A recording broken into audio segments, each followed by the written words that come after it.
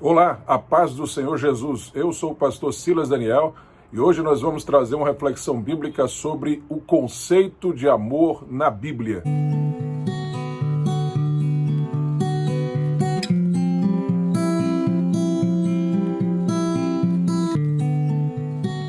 Um dos conceitos bíblicos mais distorcidos hoje em dia é o conceito de amor.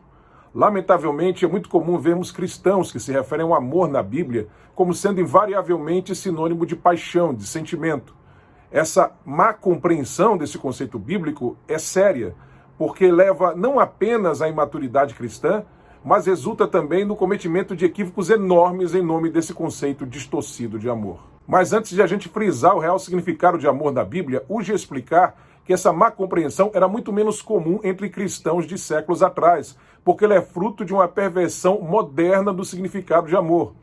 E quando essa perversão ocorreu? O que provocou essa perversão? Pelo menos dois fatores provocaram essa distorção. Em primeiro lugar, o movimento romântico, o romantismo, que surgiu no final do século XVIII e se estendeu até meados do século XIX, deixando marcas ainda hoje na cultura ocidental, na psique da sociedade ocidental.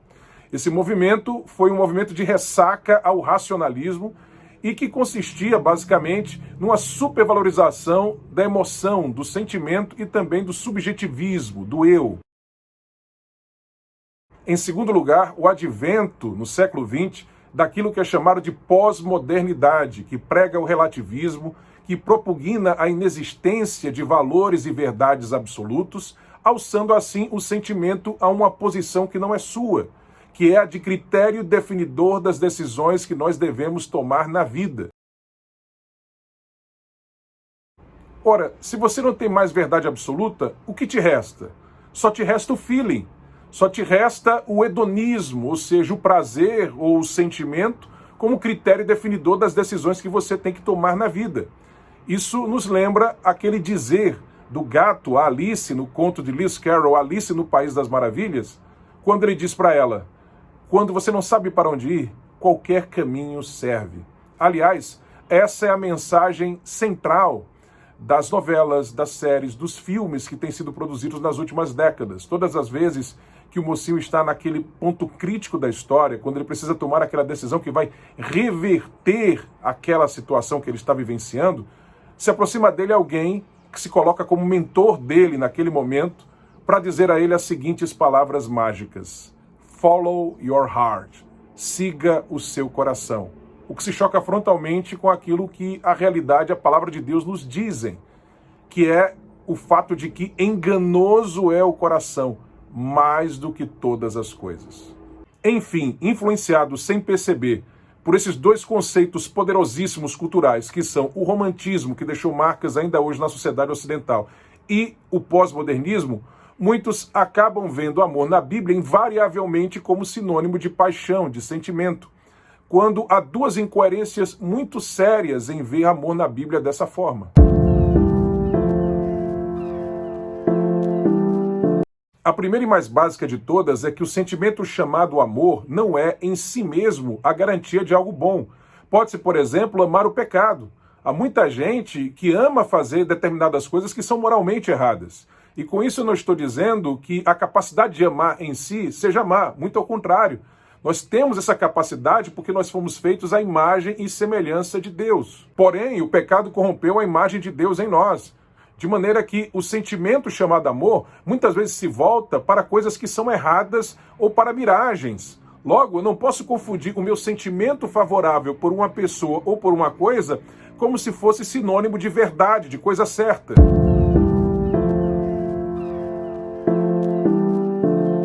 Mas o segundo grande problema é que essa visão equivocada, romântica e pós-moderna de amor acaba me levando a não entender direito algumas passagens bíblicas.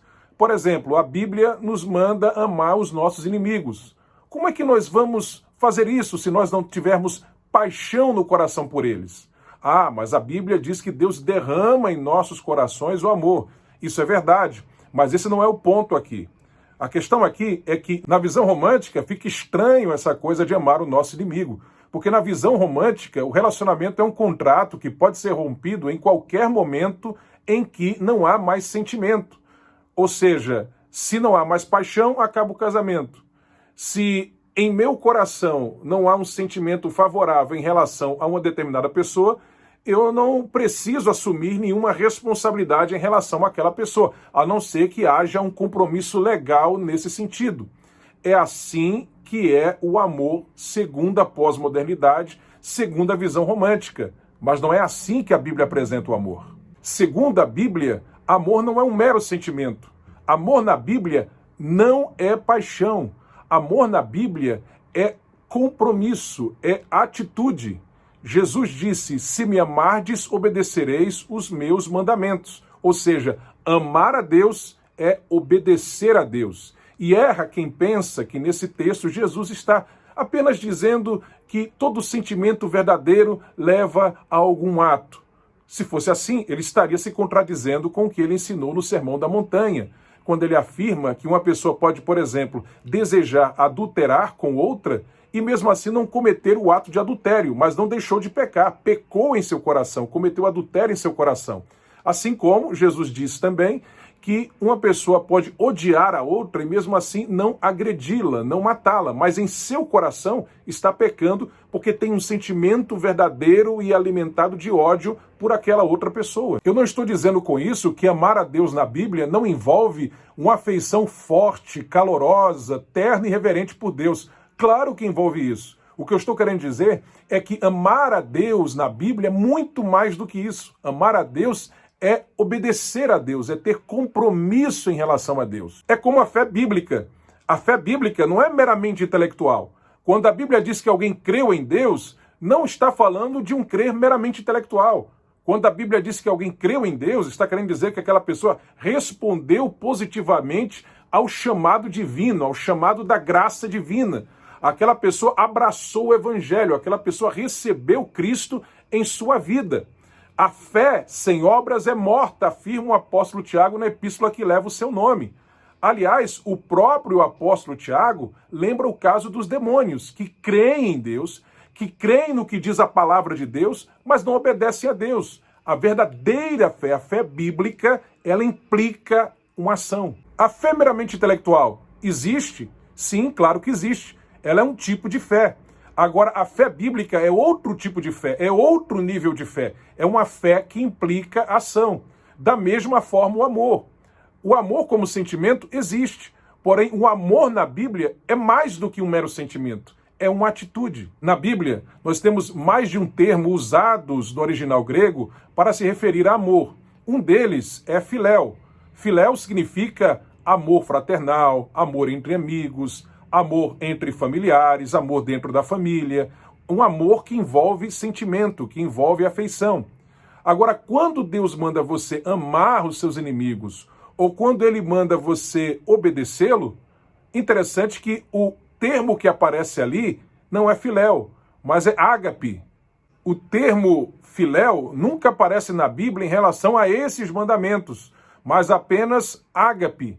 Isso significa dizer que não deve haver amor filéu entre nós e Deus? Muito ao contrário. Inclusive, há uma vez em que esse tema aparece em relação ao nosso amor a Deus como uma advertência, lá em 1 Coríntios capítulo 16, versículo de número 22. E nós temos no Antigo Testamento as declarações amorosas lá no livro de Salmos em relação a Deus, em relação ao amor dos salmistas a Deus e o amor de Deus pelos seus servos, pelos seus filhos. E nós temos também aquele célebre diálogo de Jesus com Pedro, às margens do mar de Tiberíades, também chamado de Mar da Galileia, registrado em João capítulo de número 21, quando Jesus fez 3 perguntas idênticas a Pedro naquele processo de restauração de Pedro. A pergunta foi: Pedro, tu me amas? E é interessante que Jesus, quando pergunta se ele o ama, pergunta falando ágape. E quando Pedro responde filéu. E quando na terceira pergunta Jesus, em vez de usar ágape, usa filéu, Pedro responde usando filéu: Senhor, tu sabes de tudo, tu sabes que eu te amo. E Pedro é restaurado. Ou seja, o amor filéu é um amor que deve existir entre nós e Deus. Mas, além disso, temos que ter também o ágape nessa relação, que é um amor incondicional, que é um amor que envolve compromisso, que significa obediência, acima de tudo, acima de nossos próprios sentimentos pessoais. Então, amor como mandamento é ágape. Ágape é amor sacrificial. O que significa isso? Significa que esse amor não é baseado em desejos pessoais, ou em simpatia, empatia, sentimentos comuns ou amizade, mas é baseado no caráter da pessoa que manifesta, que expressa esse amor. Veja, uma pessoa que ama no nível filéu pode amar também no nível ágape. Agora, é possível que uma pessoa que ama no nível filéu não ame no nível ágape. Isso é muito possível. No caso do amor ágape, a pessoa sacrifica desejos pessoais, interesses pessoais, empatias e simpatias, se for preciso, para fazer o que precisa ser feito.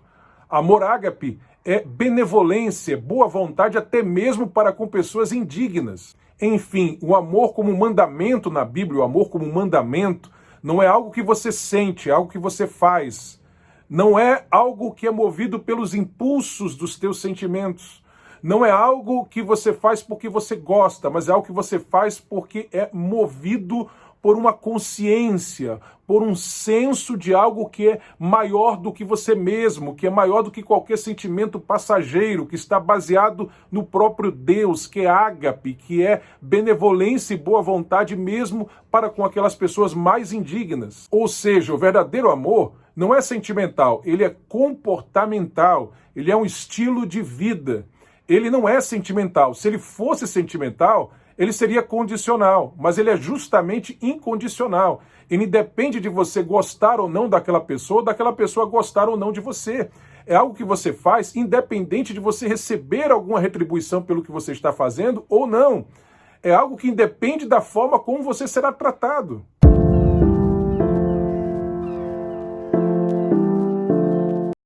Deus não está mandando você sentir, Deus está mandando você fazer. Isso não significa dizer que não deve haver sentimento, mas apenas que a base da nossa ação não deve ser um sentimento arrebatador por aquela pessoa que é alvo daquela ação nossa, ou a retribuição, a reciprocidade a um ato que aquela pessoa fez em relação a você. Mas a base deve ser a consciência, o senso moral, o apreço ao que é bom, ao que é justo, ao que é correto, à criação de Deus, à humanidade, ao próximo e ao próprio Deus. Claro, Deus também enche seu coração de afeição profunda por seus inimigos. Isso vem junto, mas não é a base. E Deus o faz se você permitir. Além disso, quando você manifesta um comportamento, esse comportamento acaba modificando os seus sentimentos.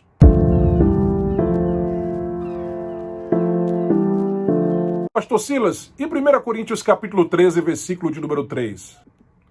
Lá está dito que ainda que eu distribuísse todos os meus bens para alimentar os pobres, e ainda que eu entregasse o meu corpo para ser queimado e não tivesse amor, de nada me aproveitaria. Segundo os expositores bíblicos, essa expressão entregar o corpo para ser queimado pode significar ou entregar o seu corpo para ser queimado por um ferro quente, ou então entregar o seu corpo para ser martirizado dentro de uma fogueira. Ora, esse texto não estaria contradizendo aquilo que estamos afirmando aqui? Ele não estaria dizendo que é preciso ter um sentimento certo para que o ato de bondade seja legitimado? Não. O que esse texto está dizendo é que deve haver uma motivação certa, um propósito correto. Não é meramente um sentimento certo, mas uma motivação certa. Aliás, qual é o contexto dessa passagem? Paulo está falando sobre a administração dos dons espirituais para o bem do corpo de Cristo. Ou seja, a administração desses dons deve obedecer, deve atender à funcionalidade do corpo, o bem do corpo. Aliás, toda a descrição que ele faz do amor nessa passagem é em forma de ação. O amor é sofredor, o amor é benigno, o amor não é invejoso, o amor não se vangloria, não se envaidece, não se comporta indecentemente, não busca seus interesses, não se irrita facilmente, não pensa mal, não se regozija com a iniquidade, mas regozija com a verdade, sofre todas as coisas, crê em todas as coisas, espera em todas as coisas, suporta todas as coisas, nunca falha. Então o amor não tem a ver com o coração? Muito ao contrário, o amor tem a ver com o coração. O problema é que a gente trata coração como se fosse uma referência apenas a sentimentos, quando o coração na Bíblia tem a ver com o centro da nossa personalidade. A expressão coração e a expressão mente na Bíblia são intercambiáveis, se referem à essência do ser humano. Na teologia bíblica, as nossas decisões elas não são tomadas com base apenas em sentimentos. No amor ágape, os sentimentos vêm junto, eles não são o carro-chefe. Por exemplo, quando Deus te manda amar os teus inimigos e você vai orar a Deus pedindo graça para fazê-lo, você não vai orar por isso porque você está amando os seus inimigos, não é verdade? Senão, você não estaria orando a Deus pedindo justamente graça para conseguir amar os teus inimigos. Você ora a Deus pedindo graça para isso, por quê? Por causa de algo que é maior que os teus sentimentos naturais. É uma natureza nova que você tem em Cristo que te leva a isso. Aliás, sem uma nova natureza em Cristo, isso é simplesmente impossível. Essa nova natureza é gerada em nós pelo Espírito Santo e é auxiliada constantemente pelo Espírito Santo. Ou seja, ágape é virtude. Virtude implica caráter. Só pode desenvolver essa virtude quem tem uma nova natureza em Cristo. Ora, você tem uma nova natureza em Cristo que te ajuda a desenvolver perfeitamente essa virtude com o auxílio da graça de Deus. Um dos textos bíblicos que evidenciam o sentido claro de ágape está em 1 Pedro, capítulo 3, versículo de número 10, que diz: porque quem quer amar a vida e ver os dias bons, refreia a sua língua do mal e os seus lábios não falem engano. Ora, o termo que aparece aqui no original é ágape e não filéu. E não poderia ser diferente, porque amor aqui não tem o sentido de apreço pela vida, mas de entender o sentido, o propósito da vida. Logo, o termo filéu seria impróprio para ser usado nesse versículo. A Bíblia usa tanto o termo ágape quanto o termo filéu para se referir ao amor de Deus por suas criaturas. A diferença é que o termo filéu é usado mais especificamente na Bíblia para se referir ao amor de Deus por seus filhos, por aqueles que atenderam positivamente ao chamado divino para a salvação. Enquanto o termo ágape é usado para se referir tanto ao amor de Deus pela humanidade como um todo, como ao amor de Deus por seus filhos amados, aqueles que atenderam ao chamado para a salvação. Por fim, quero concluir frisando duas coisas. Em primeiro lugar, frisando novamente que o cristão deve manifestar em sua vida tanto o amor ágape quanto o amor filéu, tanto o amor incondicional como o amor com base em afeição. Isso em relação ao seu próximo e em relação a Deus. Salmo 37 diz que nós devemos deleitarmos-nos no Senhor, devemos ter prazer no Senhor. Nós devemos amar a Deus incondicionalmente, respondendo positivamente aos seus mandamentos, obedecendo-os, indo muitas vezes contra os nossos sentimentos momentâneos, nossos sentimentos naturais, mas nós devemos também ter prazer no Senhor, prazer no Senhor. E em segundo lugar, eu quero frisar que o amor ágape tem o poder de gerar o amor filéu naquela pessoa que é alvo desse amor ágape. Veja no nosso caso em relação a Deus. A Bíblia diz que Deus nos amou quando nós não o amávamos. Ele nos amou de forma ágape para que pudéssemos ter uma relação ágape e filéu com Ele. Nosso amor é primeiro em gratidão, mas também é um amor acima de tudo, e após virmos a Ele e estreitarmos nosso relacionamento com Ele, pelo prazer do relacionamento com Ele, o relacionamento com o nosso Criador, nosso Pai, nosso Senhor. Queridos, estamos chegando ao final de mais um vídeo, mais uma reflexão bíblica, e eu convido você a se inscrever no nosso canal e a também compartilhar esse vídeo ao maior número possível de pessoas, para que mais pessoas sejam abençoadas através do conteúdo que produzimos com tanto carinho para abençoar vidas, ok? Um abraço e até o nosso próximo encontro.